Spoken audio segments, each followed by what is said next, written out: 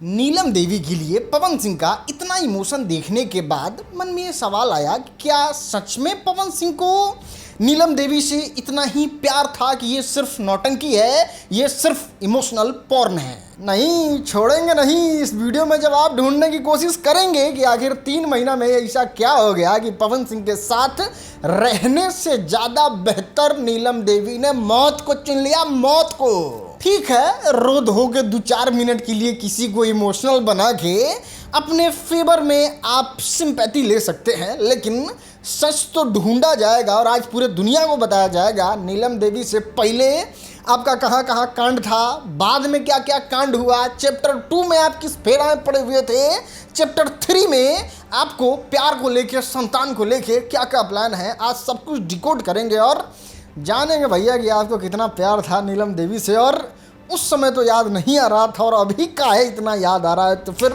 मज़ा तो देखो दोस्त बहुत आएगा, तो वीडियो को आखिरी तक देखना। तो फिर आइए देखते हैं, मजा आएगा। देखो, वीडियो को शुरू करने से पहले आपसे निवेदन करते हैं कि इस वीडियो में हम आपके सामने कुछ फैक्ट रखेंगे और अगर आप नया पवन सिंह को देखना शुरू कर चुके हैं तो आप किसी पवन सिंह के कट्टर फैन के सामने ले जाके इस वीडियो को देखिए, ताकि वो बताएगा कि ये जो बात बता रहे हैं वो सही है और आप इन सारी चीज़ों को जोड़ के खुद से भी अंदाज़ा लगा सकते हैं कि हाँ ये सब चीज़ हुआ होगा और फैक्ट भी दिखाएंगे तो आपको मोटा मोटी अंदाज़ा लग जाएगा।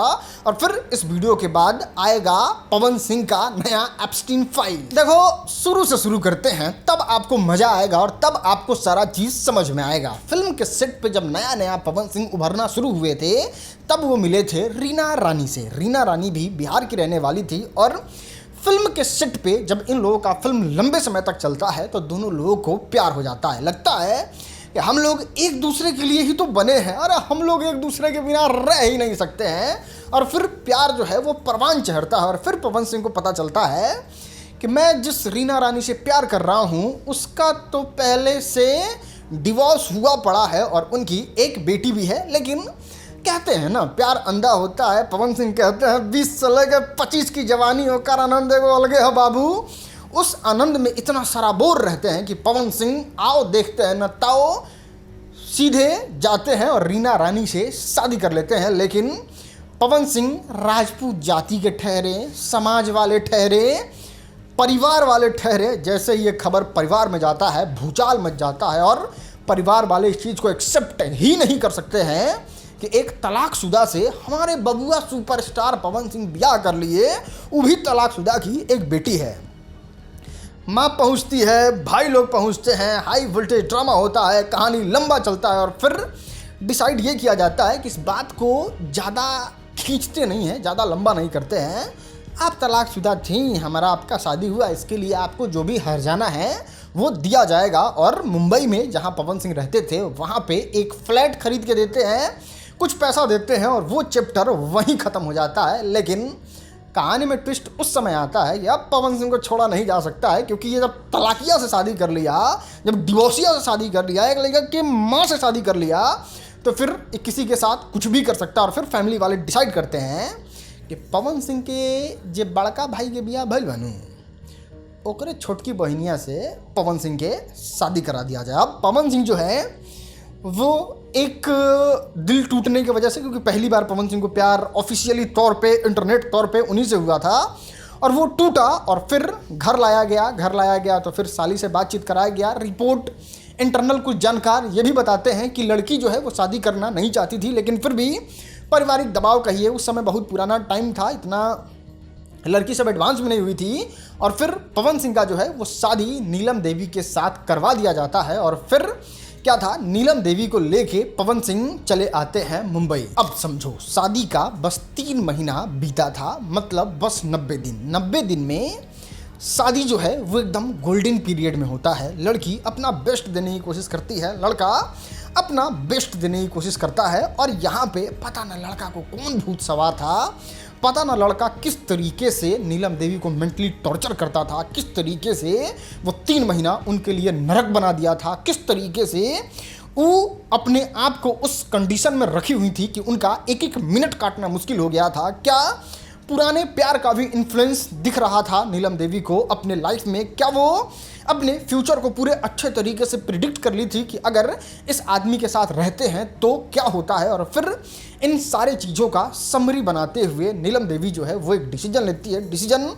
पूरे बिहार, पूरे भोजपुरी फिल्म इंडस्ट्री को हिला देने वाला होता है, और वो ये होता है कि अभी जिस पवन सिंह के शादी का 3 महीना पहले वीडियो देखे थे, फोटो देखे थे, जो पवन सिंह अभी इंटरनेट पे अपने शादी की वजह से ट्रेंड कर ही रहे थे, उनका एक और न्यूज आता है, और वो ये होता है कि नीलम देवी इतना ज़्यादा टॉर्चर हो गई थी, वो कह दी थी, मतलब मन में तो यही सोच रही होगी कि इस दरिंदे के साथ 1 मिनट रहने से अच्छा है कि क्यों ना मौत को चुन लिया जाए। और फिर नीलम देवी जो है वो एक दिन लटकी हुई मिलती है, और इसमें भी हैरानी की बात ये होती है कि इनका सारा क्रियाक्रम जो है वो मुंबई में ही निपटा दिया जाता है। और फिर आप सोचिएगा कि इतना ही प्यार जब था नीलम देवी के साथ, तो फिर जो उनके भाई रेलवे में कार्यरत हैं उनसे पवन सिंह मिलने तक आज तक नहीं गए हैं, और ना नीलम देवी के माँ का हालचाल भी जानने का प्रयास करते हैं, क्योंकि ये सिर्फ फोटोबाजी, पोस्टरबाजी करते हैं। और ये 90 दिन में नीलम देवी ने अपना जान क्यों ले लिया, ये मिस्ट्री ही रह गया, और इससे कभी पर्दा जानते हैं क्यों नहीं उठा,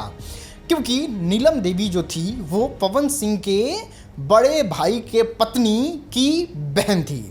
अब यहाँ पे ये समझाया जाता है कि अगर इस मिस्ट्री से पर्दा उठाने की कोशिश करिएगा तो एक बेटी तो चली ही गई है, दूसरे बेटी का भी जीवन बर्बाद हो जाएगा। तो अब हमारे हाथ में कुछ है नहीं, अब तो जो होना था सो हो गया, तो इसको अब ज़्यादा तुलना पकड़ाते हैं और एक बेटी के जीवन को सुरक्षित रखते हैं, और उस एक बेटी के जीवन को सुरक्षित रखने के लिए दूसरे बेटी का इस तरीके से जान चला गया, और उसके बारे में कोई जांच पड़ताल नहीं किया, कोई ये जानना भी नहीं चाहा कि क्या सच में ऐसा कुछ हुआ था, क्योंकि पोस्टमार्टम रिपोर्ट भी इंटरनेट पे सार्वजनिक नहीं किया गया। ये भी जानने का कोशिश नहीं किया गया कि वहाँ से जो कहानी बाहर निकल के आया क्या वो सही भी था, या फिर दूसरा ये था कि कोई आदमी रैंडम सा आया, नीलम देवी का गला पकड़ा, उनको दीवार में जाकर अड़ा दिया, और उस समय तक दाबे रहा जब तक उनका जान नहीं गया, और फिर बाद में लटका के और फिर ये दुनिया को कहानी बता दिया। मतलब ये क्या हुआ, ये मिस्ट्री ही रह गया। मान लिए कि वहाँ जो मौजूद था, जिसका घर था, उसको पुलिस पकड़ के ले जाती, बड़ा पे सुता के, और जब 3rd डिग्री टॉर्चर देता, ये दोनों में हुक फंसा देता लोहा का, और टांग देता और कहता कि एकदम सही सही बताओ कि इसका जान कैसे गया है, तब पता चलता ना। लेकिन एक बेटी के जीवन को बचाना था, इसलिए शायद से अच्छे तरीके से केस वेस भी नहीं हुआ कथित तौर पे, जिसकी वजह से ये मैटर दब गया, और अब नीलम देवी का चैप्टर पूरी तरीके से क्लोज हो गया, और अब व्यूज के लिए, लाइक के लिए, सिंपैथी बटोरने के लिए, अपने कहानी को वायरल करवाने के लिए परोसा जा रहा है। लेकिन ये कभी नहीं परोसा जा रहा है कि आखिर उस 3 महीना में आपने क्या कर दिया कि इस तरीके से कारनामा हो गया। और ये पवन सिंह का पहला चैप्टर था लव का। इसी पहले चैप्टर में आपको रीना रानी मिली, इसी फर्स्ट चैप्टर में आपको नीलम देवी मिली, इसी चैप्टर में रानी चटर्जी, लुलिया, काव्या, और इस तरीके के 4-5 और लड़कियां मौजूद थी जो रीना रानी और नीलम देवी वाले ब्रैकेट में आती है, जिसको हम लोगों ने नाम दिया है लव स्टोरी पार्ट 1। अब पार्ट 2 की तरफ बढ़ते हैं, जिसमें आपको देखने को मिलेंगी अक्षरा सिंह, ज्योति सिंह, छिहत्तरा केस, और भी आगे का जो कहानी है वो अब बताते हैं। पार्ट 2 की कहानी भी इनके साथ ही शुरू करते हैं। अभी जो इतना रवाई छूट रहा है, उनके फ़ोटो लेके जो इंटरनेट पे नौटंकी कर रहे हैं, उनके नाम पे जो सिंपैथी बटोरने का कोशिश कर रहे हैं, जनता, बिहार, सब लोग आपसे यही सवाल पूछ रहा है कि जब आपको इतना ही प्यार था, जब आपको इतना ही खुमारी चढ़ा हुआ था, जब आप इतना ही पागल थे, जब नीलम देवी इतना ही देवी थी, तो फिर आपको अक्षरा सिंह के साथ किस तरीके से प्यार हो गया? नहीं, इंटरनेट पे ये कहानी जो है वो जग जाहिर है, जिसमें आपको बहुत सारा ऐसा फ़ोटो मिल जाएगा जिसमें इनके प्यार की कहानी चीख चीख के बताती है। पवन सिंह ने भी ये बात को आके इंटरनेट पे कहा था कि 1.5 साल लग गया उनको आई लव यू बोलने में। तो ज़रा कल्पना कीजिए, पत्नी मरी, उसके कुछ ही साल के ब्रैकेट के बाद अक्षरा सिंह से प्यार हुआ, और उसमें 1.5 साल इनको लग गया अक्षरा सिंह को आई लव यू बोलने के लिए। तो सोचिए नीलम देवी का जाना इनके लिए क्या खेला रहा होगा कि इतना जल्दी इनको अक्षरा सिंह से प्यार हो गया। और अक्षरा सिंह से प्यार ही नहीं हुआ, उनकी कहानी जो है वो इंटरनेट पे सबसे ज़्यादा सक्सेसफुल लव स्टोरी बनी, जिसमें अक्षरा सिंह आके अपना पूरा आप बीती बताती है। इसके बारे में आम्रपाली दुबे भी बात करती है भोजपुरी बवाल शो में। जब पवन सिंह शुभांकर मिश्रा के शो में जाते हैं, जब अपना अपना कहानी कहते हैं, उसमें अक्षरा सिंह एक पात्र होती भी है। और ये पवन सिंह के लव स्टोरी के पार्ट 2 की पहली हीरोइन के तौर पे आती हैं अक्षरा सिंह।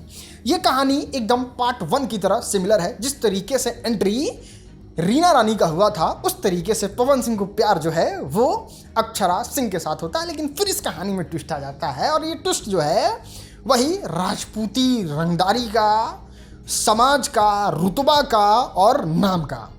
अब फिर से फैमिली जो है वो पवन सिंह पे प्रेशर बनाने लगती है, और फैमिली नहीं चाहती है अक्षरा सिंह से शादी हो। और ये ओरिजिनल कॉल रिकॉर्डिंग है, जिसमें पवन सिंह की फैमिली अक्षरा सिंह के बारे में क्या सोचते हैं वो सार्वजनिक तौर पे इंटरनेट पे मौजूद है। बीप के साथ आपको भी सुनाना चाहते हैं। देख अपने पर देख, ते जाना तारे कि रवि किसना से गान पहला खेसरिया से गान अब ते गान मारा तारे आ खेसरियो जानत रहे कि हीरो बने से पहले पवन सिंह अक्षरा के गान मारत रहन, तो उ रखलस, फिर खेसरिया से गान मारा गेल, तो फिर ते रखले। अब जब एक लड़की के बारे में घर वाले का सोच इतना गंदा हो, उतना खराब इमेज अपने मन के अंदर ही बना लिए हैं, तो फिर घर वाले तो शादी नहीं ही होने देंगे। और फिर होता वही है जो हुआ था पार्ट 1 में, और फिर वो इतिहास जो है, वो हिस्ट्री जो है वो रिपीट होता है। अक्षरा सिंह को रूम में बंद किया जाता है, जो अक्षरा सिंह खुद इंटरनेट पे आके कबूल की हैं, और इनका शादी बिना मन के, जैसे नीलम देवी के साथ हुआ था उस तरीके से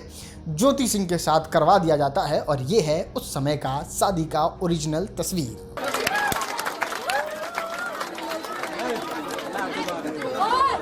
अब समझने वाली बात यह है कि जिस पवन सिंह को ज्योति सिंह के शादी करने से पहले नीलम देवी का याद तक नहीं आता था, उनके बारे में पोस्ट भी नहीं करते थे, उनको अब इतना ज़्यादा रोई काहे छूट रहा है, अब काहे इतना दुखी हो जा रहे हैं, अब काहे इतना देवी समझ में आ रहा है, तो थोड़ा डिकोड करने पे पता चलता है कि सबले बढ़िया जो है वो इनको नीलम देवी ही थी, क्योंकि वो 3 महीना में दुनिया छोड़ के चली गई। कोई गया तो इनका बढ़िया से उपाय करके गया, जैसे रीना रानी गई तो फ्लैट ली, नीलम देवी गई तो कुछ नहीं, अक्षरा सिंह पूरा मीडिया में बदनाम करके वो अपना बहुत फेमस हो गई, ज्योति सिंह पूरा फरसा डाल के हरवाही करिए रही है। तो फिर इन सारे को अगर देखा जाए तो सबसे बढ़िया जो है वो इनको लग रहा है कि ना नीलम देवी बहुत अच्छा थी, 3 महीना में अपना जो भी था वो था, उसके बाद दुनिया छोड़ के गई, उसके बाद फिर हम खुला साड़ की तरह घूमने लगे। लेकिन आई बाप, ज्योति सिंह तो पूरा एकदम बढ़िया से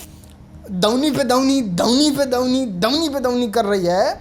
तब लग रहा है कि ना ये शब्द बहुत अवगार है, वही देवी थी। और यही कारण है कि ज्योति सिंह के बाद पवन सिंह को समझ में आया कि नहीं, वो लड़की जो है वो बहुत अच्छी थी, और ये चाहते थे कि हाँ ये 3 महीने में बन जाएगी दुनिया छोड़ के, उसके बाद फिर हम अपना ऐश मौज करेंगे। और प्यार देखिए कि चैप्टर 2 में भी इनका प्यार बड़ी लंबा चला है दादा। इस सब चैप्टर 2 में मतलब नीलम देवी के जाने के बाद ई सबसे पहले अपने ऊपर करवाते हैं 76 केस 376। ये घर में बच्चा उच्चा मारने वाला भी जो केस होता है वो भी इन पे लगा हुआ है, और ये अपने एफिडेविट में खुद दिए हैं, तो यहाँ अपने मन से कुछ नहीं बता रहे हैं। तो 76 केस लगता है, अब सबूत दिया होगा तभी केस हुआ होगा। उसके बाद ये कॉम्प्रोमाइज़ करने के लिए लड़की को बुलाते हैं, जो मीडिया में प्रसारित है, आप भी जाके गूगल करिएगा तो आपको पता चल जाएगा। उसके बाद ये एक लड़की से शादी करने के लिए खुद खुले मंच पे प्रस्ताव कर देते हैं कि देखिए अगर आप अथी रहती ना, ये मिश्रा के जगह सिंह रहती ना, तो आपके बारे में हम कुछ सोचते। ये खड़े मंच पे खोद देते हैं, और इस तरीके का माहौल वाला जो सीन है वो इंटरनेट पे इनका बनता ही रहता है, इसमें कहीं से कोई प्रश्नवाचक चिन्ह नहीं है। और यहाँ पे जब पूरे समरी को देखिएगा तो जिस तरीके से पहला लव स्टोरी था, पहला चैप्टर वाला, सेम उस तरीके से दूसरा लव स्टोरी है। लेकिन अभी आने वाला तीसरा भी है, और तीसरे के बारे में सुनिएगा तो आप कहिएगा अरे भाई गजब तोहर प्रेम बा, मुंह मारो तो राजन प्रेम को जन चौपा आदमी तो हम कभी देखे ही नहीं थे।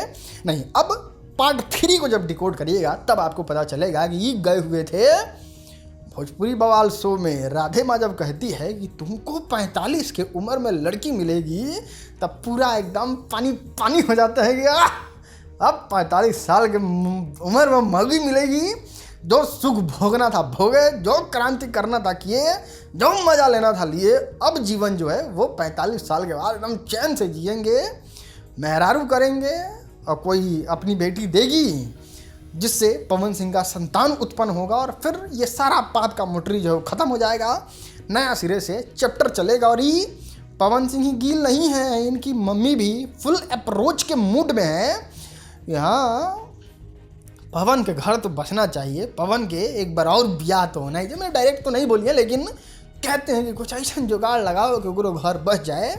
और यहाँ से हर एंगल से हिंट देने की कोशिश करते हैं कि अभी एक बार और ब्याह ही होई, ओकरा बाद जाके मैटर ठंडा हुई। खैर, ब्याह करने का जहाँ तक बात है तो तीसरे फेज में भी जब आइएगा तब आपको पता चलेगा मेहरारू वाला दर्जा जो है बढ़िया से मतलब देते हैं लोगों को। अभी हाल ही में आपने देखा होगा कि मोनिका मिश्रा जी थी, महिमा सिंह जी थी, जन्मदिन में एकदम उसके हाथ